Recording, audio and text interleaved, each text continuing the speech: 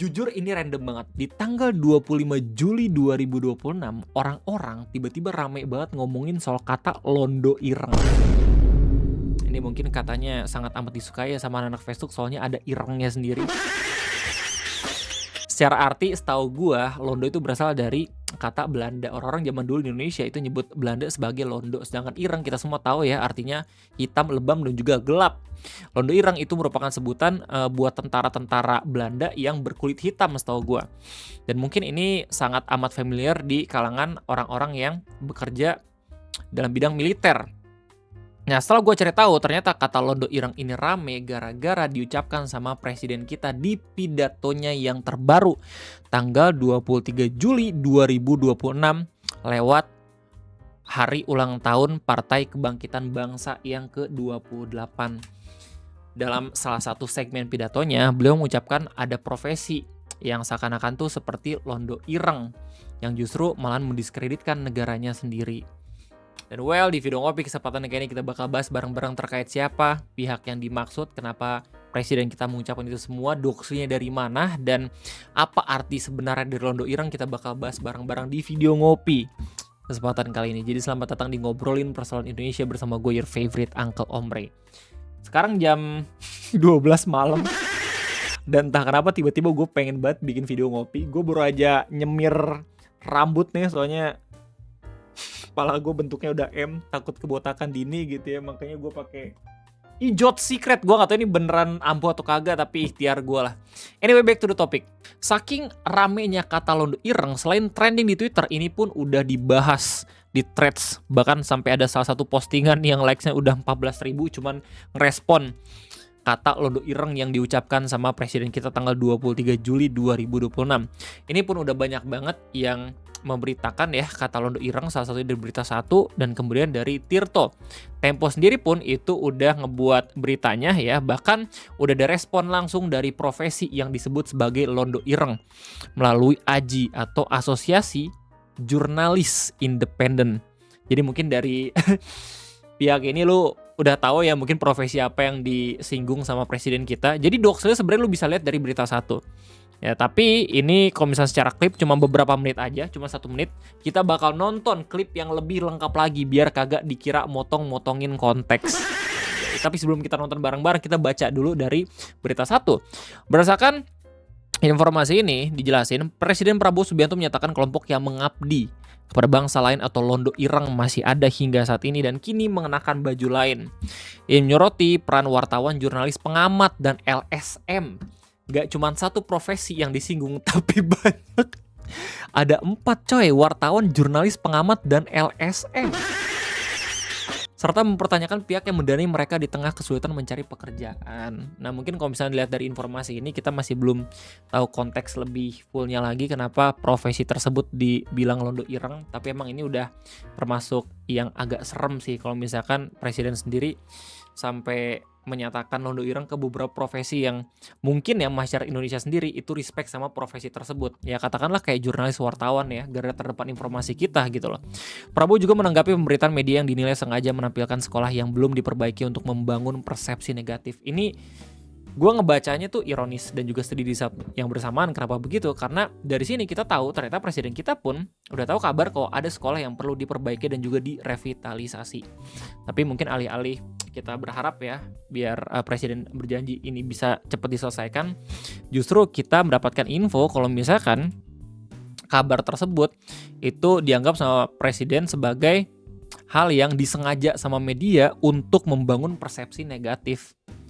Ya lanjut, meski menegaskan pemerintah tidak anti kritik yang mengingatkan adanya kampanye besar yang terus meramalkan Indonesia akan runtuh setiap bulannya, tegasnya saat menghadiri Harlah atau Hari Lahir ke-28 PKB. Nah, jadi ini pun itu direspon sama orang-orang ya. Lalu bisa cek sendiri di kolom komentar di mana banyak banget yang menganggap kalau misalnya orang-orang yang sering mengkritik pemerintah itu justru merupakan orang-orang yang nggak pengen negaranya hancur. Karena nggak mungkin juga gitu mereka secara sadar gitu pengen ngebuat negaranya sendiri itu selalu aja memberitakan ada kasus korupsi dan segala macam gitu loh. Mereka pengen bersih dan mereka pengen seenggaknya negaranya itu nggak perlahan tidak dipercaya sama masyarakatnya sendiri. Makanya ironis dan juga sedih di saat yang bersamaan kalau misalnya orang yang mengkritik itu dikira musuh, bahkan dibilang londo ireng gitu loh. Kalau misalnya emang pengen tahu pidatonya, lu bisa ngelihat langsung dari klip yang udah disediakan sama Berita Satu, tapi ini klipnya cuma 1 menit. Untuk menghindari asumsi orang-orang yang kita ngebahas hanya dari klipnya doang, ya kita bakal coba buat ngelihat konteks yang mungkin lebih lengkap lagi. Ini 6 menit ya, full pidato setahu gua yang dibuat sama Kompas. Berita highlightnya dengan judul Prabowo Londo Irang sekarang masih ada, hanya pakai baju lain wartawan dan juga pengamat. Jadi beginilah kira-kira pidato dari beliau. Walaupun kita sudah perbaiki 67.000 sekolah, dia cari sekolah yang belum diperbaiki, dia foto besar, taruh di halaman pertama. Aduh,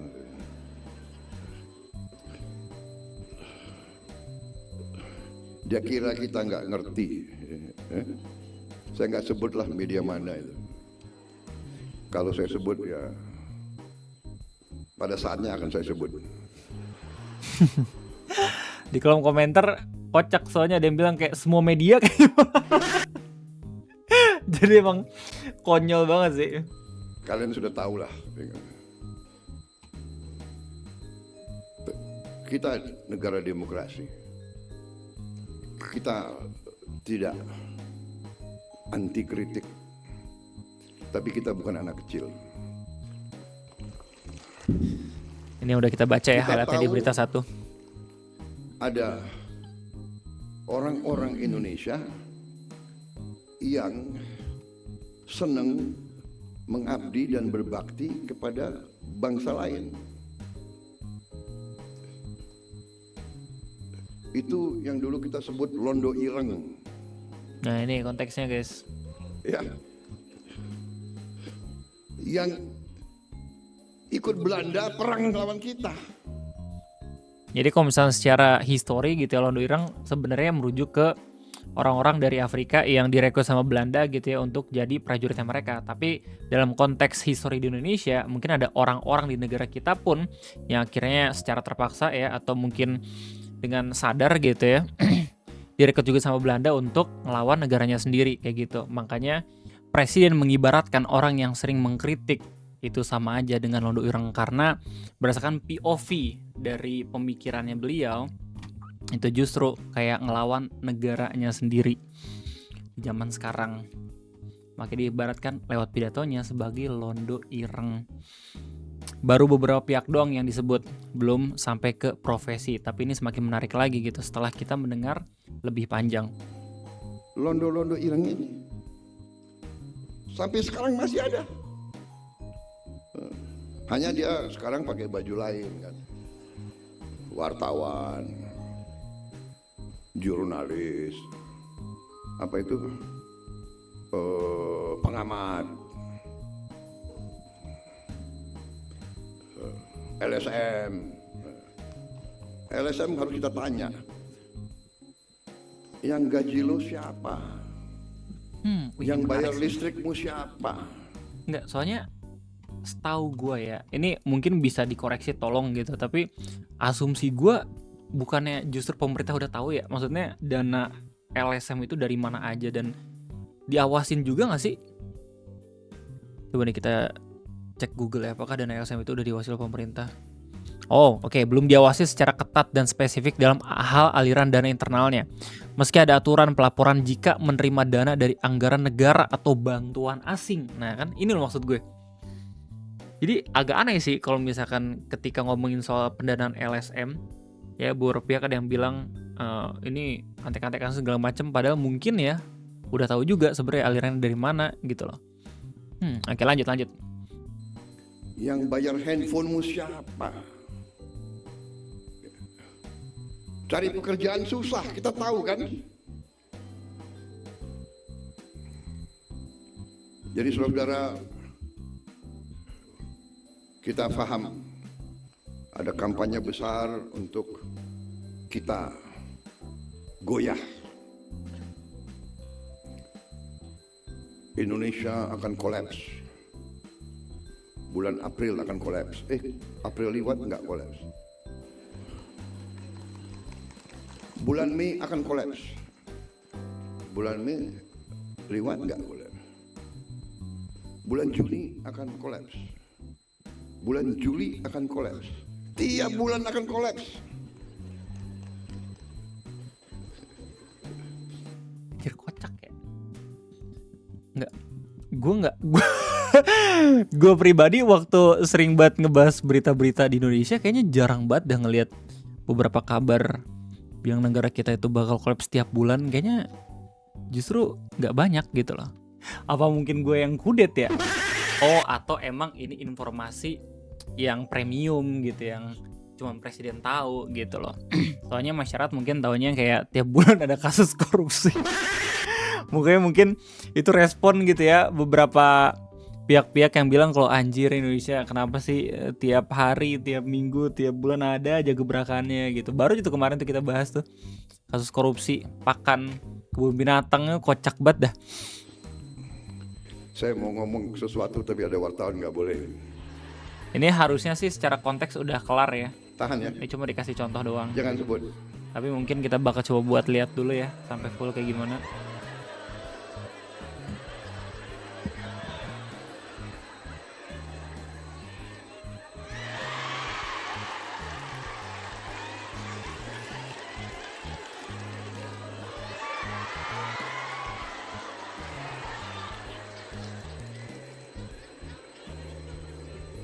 Tadi saya bilang gelasmu. Gelasmu boleh kan gelas. Gelas.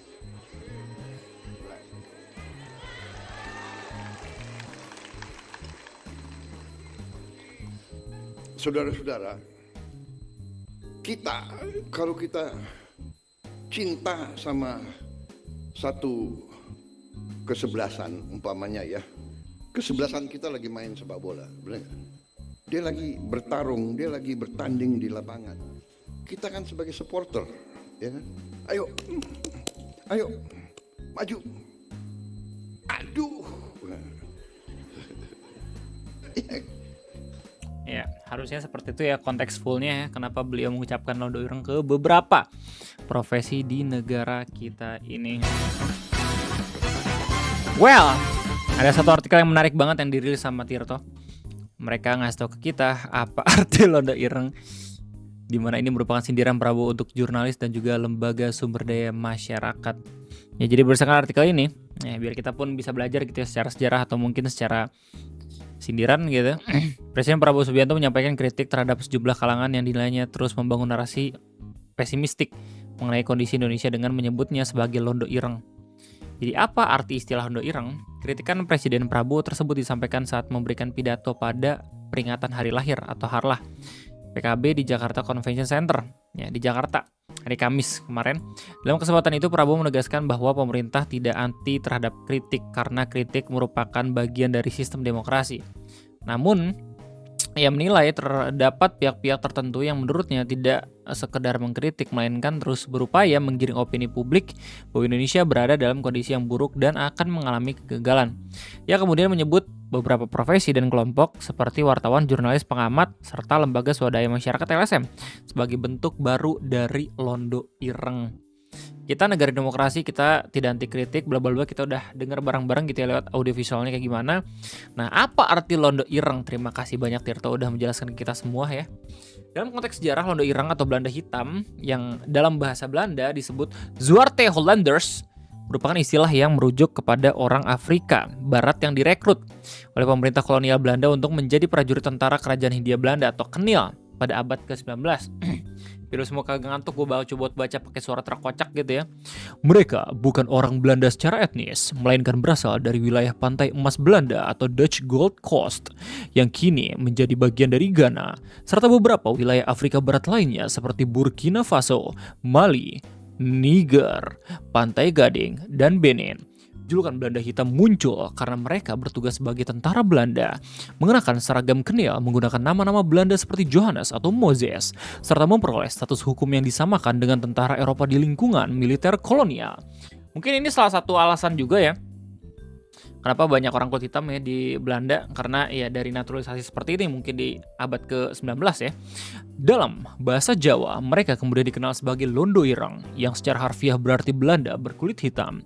Perekrutan Londo Ireng berlangsung antara 1831 hingga 1872 ketika Belanda mengalami kekurangan personel militer setelah menderita kerugian besar dalam Perang Jawa di tahun 1825 sampai 1830 melawan Pangeran Diponegoro.